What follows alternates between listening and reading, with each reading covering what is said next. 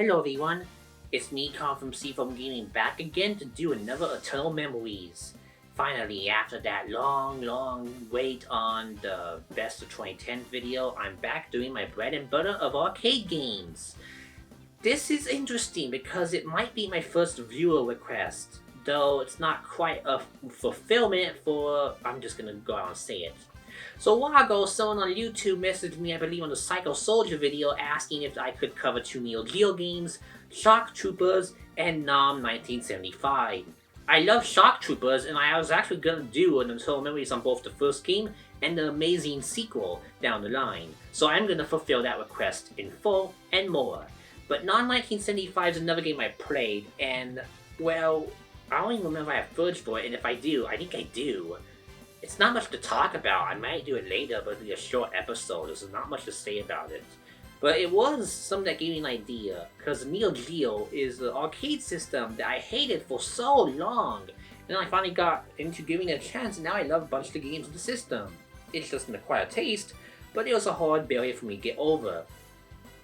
So I decided that even if I can't cover NOM 1975, might as well cover a NEOGEO game from the early eras I do like a lot.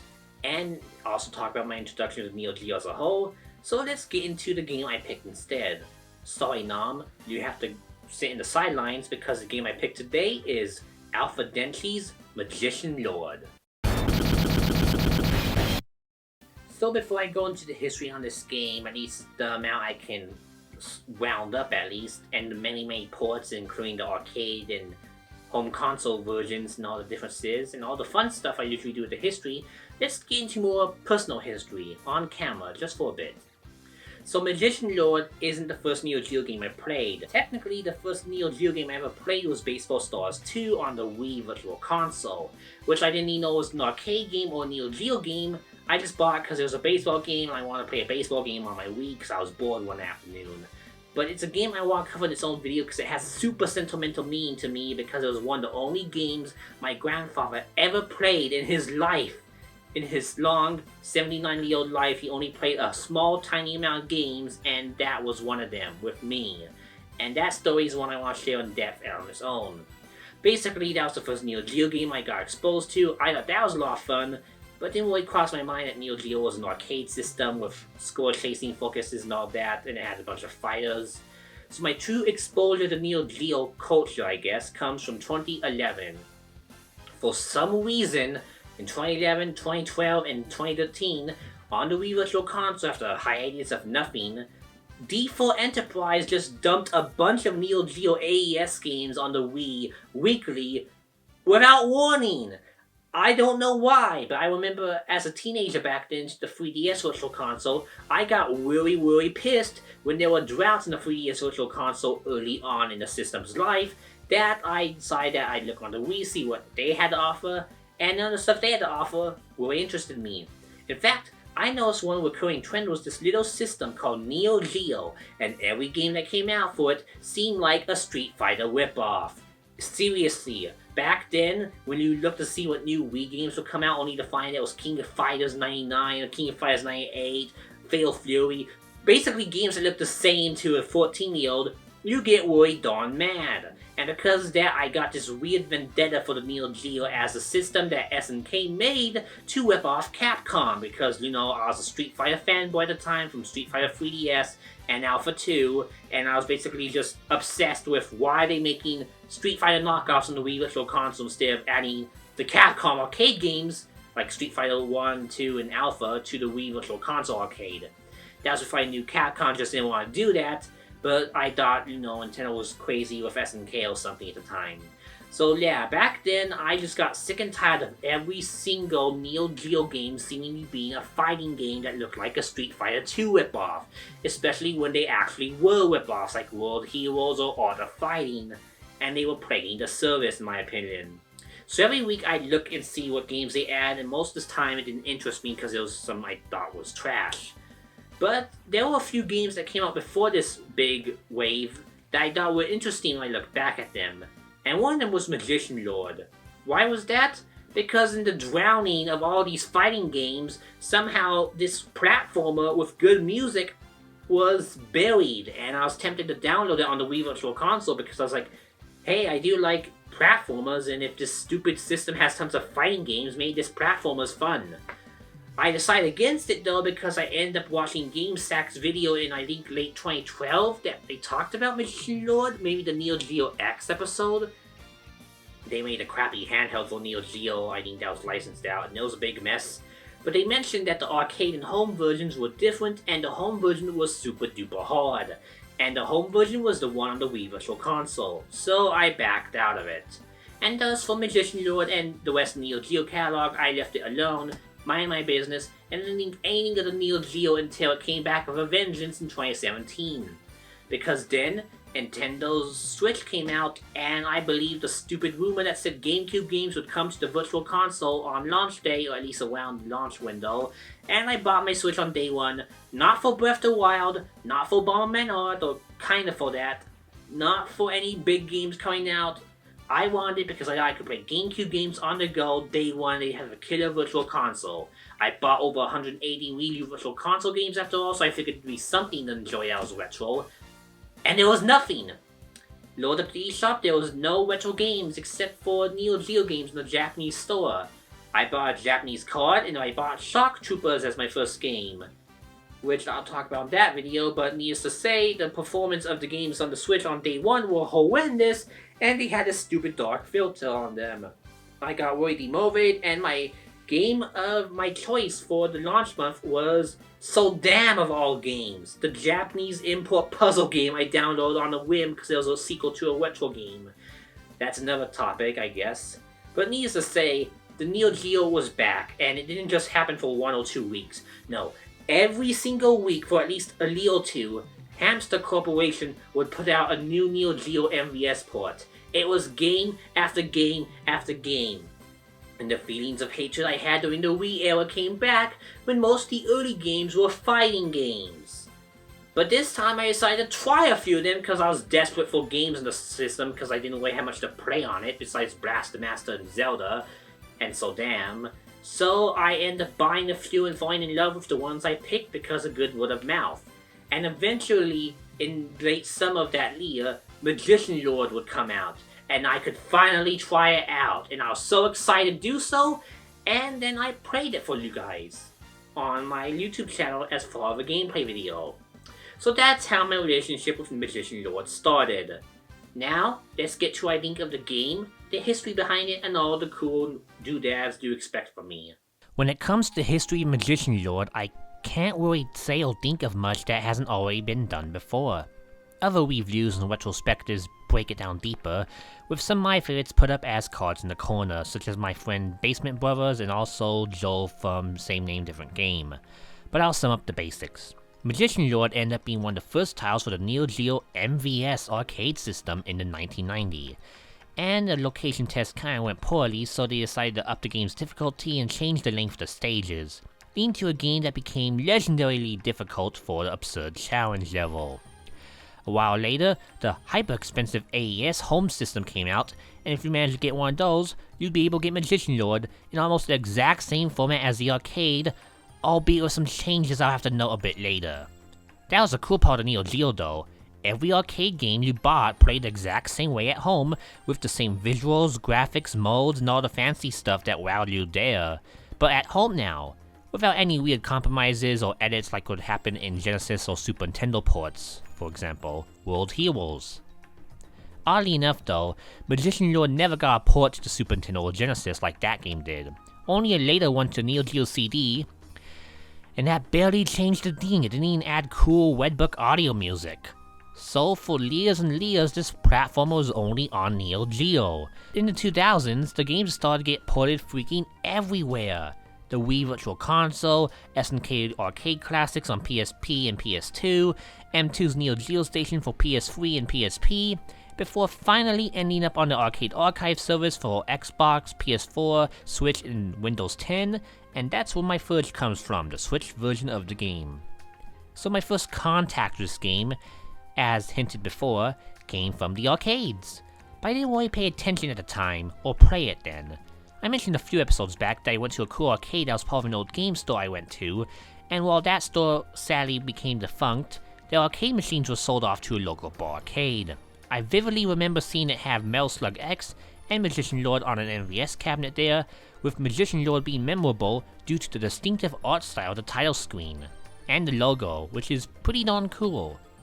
Sure enough, that same machine is still at the barcade all those years later, and I managed to take plenty of pictures of it and even fully complete the game on this very machine. It was one of the first things I did when I turned 21 and was old enough to go to it, and I'm very glad I did so. I even got a cool look at the inside the MVS when they had to repair some buttons for it. It really is a cool piece of tech, and the interchangeable cartridges are super neat. In theory, you could buy your own MVS cart of a game you want, bring it to an arcade with an MVS, and ask the operator to just swap the games out and put your game in for a short bit. Not to mention for games compatible like this one, you could even buy a memory card to save your progress and resume at a later time, or even put it on the home version and continue right where you left off, which is really cool. All that was just about the system though, not in the game itself, which I have lots to talk about. Needless to say, when it came to Arcade Archives, I finally decided to purchase the game and give it a spin myself and enter the world of Magician Lord. So what is Magician Lord like as a game? Well, like a lot of platformers from the time, it's a side-scrolling action game broken up into several stages, each with their own phases. You take control of the magician Elta, who has the ability to jump up and shoot, while being able to transform to different things depending on what orbs you pick up. From a fire dragon, a ninja, an electrical body, there's quite a few combinations to mess with, each with their own benefits and disadvantages. Unfortunately, right off the bat you'll quickly learn, especially on the home version, that this game is outright evil and it won't take you long at all to die. Couple of hits and you're dead, but you'll respawn right where you left off even if you continue, so that's really helpful. Unless you're playing the home version I'll mention later on, well in that case you just go right back to a checkpoint. Still, the brutal challenge means that if you aren't careful, the new shape-shifting abilities won't last long at all. And the first time I played through the game, I didn't even obtain a few of the forms, with only a sure way to try them all being the part near the end of the game where you can freely select them from a menu. So yeah, Magician Lord does not hold back in the slightest, even within the first stage of the game.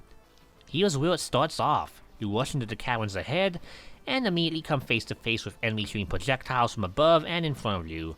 Either you run right into them, meet a quick death, or you learn the nature of your shot, being able to crouch and aim upwards to gain the range you need to take out the first batch of enemies while keeping the distance. With these basic controls learned from the offset, it is then up to the player to see if they can use these skills to survive on as few credits as possible, and take little damage when transformed to main that state and make use of the extra power.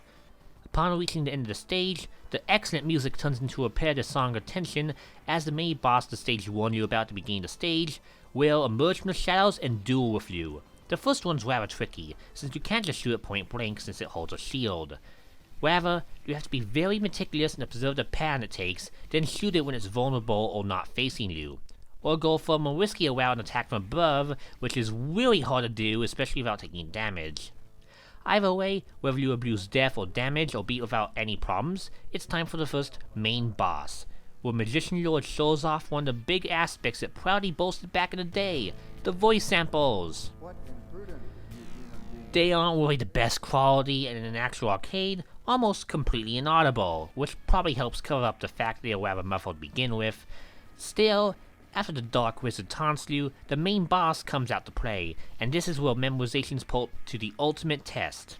Careful dodging the falling rocks, knowing when to avoid a fireball and jump over it, it all has to be memorized if you want to 1cc this stage successfully, and ultimately pulling it off leads to a great sense of joy.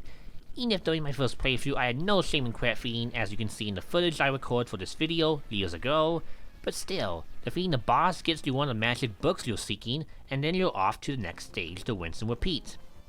It's a fairly standard arcade game with a typical formula, and at the core, there's really not much else to talk about. Upon recording it for the channel, I didn't really have much opposition during the actual adventure itself, save for one dreaded moment. Midway through the game, you end up in this very strange maze level, filled with ladders upon ladders upon ladders, along with demon frogs out to destroy you. The stage is a complete maze, and if you take the wrong path, it just repeats endlessly, all while frogs continue to spawn and come after you, and as you try to stay alive, leading to this stage being the most infuriating of all the stages in the game, especially on the home port where it's even worse with the checkpoints. I had to look up a map to beat in the footage you see, and even when I beat the game at a real arcade cabinet without a map, it took dozens upon dozens upon dozens of continues to blindly guess the right path and defeat the boss. For a game that's super brutal yet fun to memorize, this maze is honestly horrendous design and reminds me of the equally bad maze near the end of Revenge's Shinobi.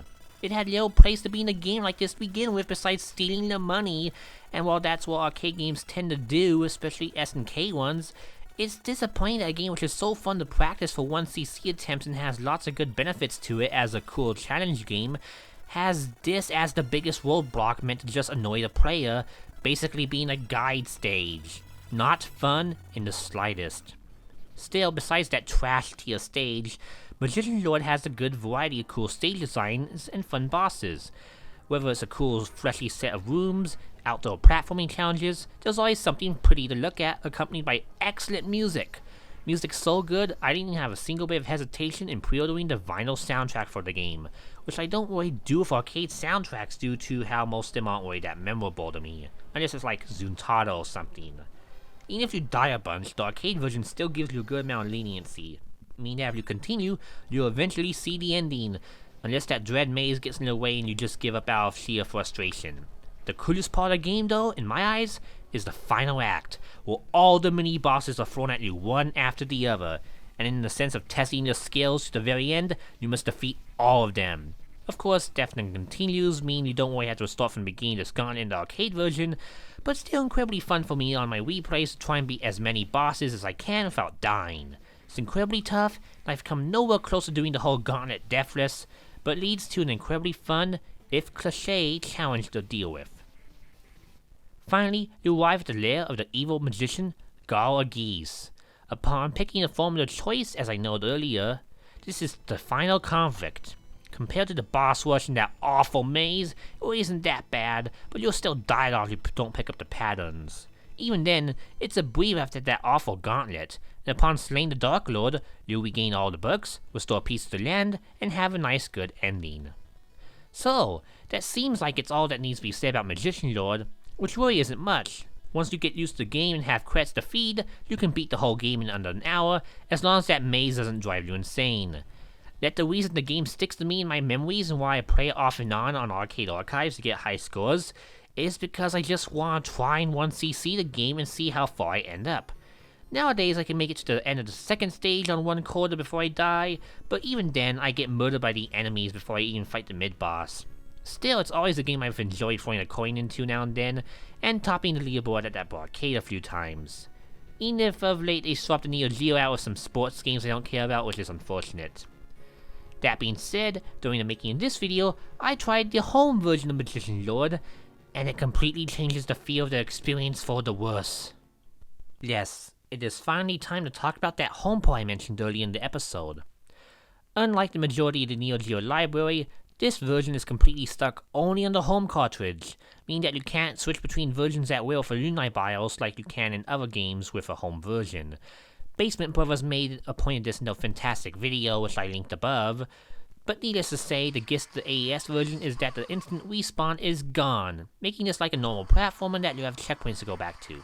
Okay, that sounds fine and normal. You even have a cool intro to kick the game off with an excellent song unique to this cutscene, which is in the arcade version but completely unused, so it kinda has a console feel and a bit of a mystique to it. But remember when I said the best part of the game was memorizing the stages and see how far you can get? Well, Magician Lore on the home version doesn't really let you tweak any settings at all, so you not only have to deal with the default difficulty, but a checkpoint means if you so much as die in a boss fight, you'll be sent back a lot. On one hand, it sounds like it makes for a great challenge, and it kinda does. You can even exploit this for higher scoring if you know where the respawn points are and how to get lots of points that way. But on the other hand, it causes an already brutal game to skyrocket to absurd levels. That frog maze is now a million times worse, and that alone turns me from ever wanting to play this to completion. Even the final boss rush does gain a sense of epicness and fun from having to marathon them all at once until the very end without dying. Luckily, or unluckily, based on the viewpoint, the AES version is the least re-released version of Magician Lord by far, only gained 2 ports in the span of the past few decades, the Wii Virtual Console and M2's NEOGEO station, which I show off for my Vita in this portion of the video. Both are now completely delisted, meaning that the only way to even play this home version is to enter the Shadow Realm for a copy, or buy NEOGEO and an AES cartridge, and good luck with that. But yeah, that's the fun of Magician Lord. That's not where the tale ends though. ADK would try to make a NEOGEO Pocket Color sequel to the game, which only exists in blurry video form in the form of a prototype that's sadly undumped. So outside compilation and reissues of the arcade version, this game stands as only being worth note due to being a launch game. And you know what? I'm okay with that. Magician Lord is an incredibly fun and good challenge I always like to take up on just one coin, even if I don't get that far. The inferior home port being seldom reissued may be for the best in all honesty, since I believe the arcade version provides way more challenge to satisfy hardcore gamers, while also allowing for casual players to easily clear the game to ease newcomers. Whatever way you choose to check out this game, I hope my video appreciates ADK's fun launch game in a way that maybe helps you understand why it's worth a shot even in the modern age. And so, another episode comes to a close. And wouldn't you know it, a game from a system I hate because the fighting games end up being a fun game I play at arcades anytime I go see it. As I showed with all the cool images I took of the arcade machines at my local arcade, and even the cartridge from the inside the machine they had, I just end up loving this game. The vinyl has great music, the game is challenging but fun, and the arcade version is one I can go to time and time again, while the home version is one I only have mild interest in replaying the game because of the brutal difficulty. The arcade's more than fair enough as a 1cc attempt, the home version is just a nightmare. But that will do it for this episode. In conclusion, Magician Lord is just a super fun platformer, and it's a crying shame that's only one of a couple on the NEOGEO itself. You'd think that they'd make more colorful, flashy platformers, because they did make a few beat-em-ups and other things, so why not platformers? Heck, why not a sequel to this game besides the cancelled NEOGEO Pocket Color game I mentioned earlier? Alas, it doesn't seem like they really acknowledge this game much, even in SNK crossovers or cameo stuff. So it's kind of sad. It's one of the most iconic early NEOGEO games, and then after it had its course and shelf life, it just got forgotten. Only reported a gazillion times on all those platforms I mentioned earlier, and it baffles my mind that despite SNK porting NEOGEO games to everything in mankind, the AES version ended up being more obscure than the arcade version in recent years. Yeah, you could download on the Wii, and now the Wii's dead, so you can't. And the PSP had the AES version, but you can't unless you go to the Shadow Realm. So how do you play the AES version of Magician Lord without some crazy shenanigans or buying the real cartridge?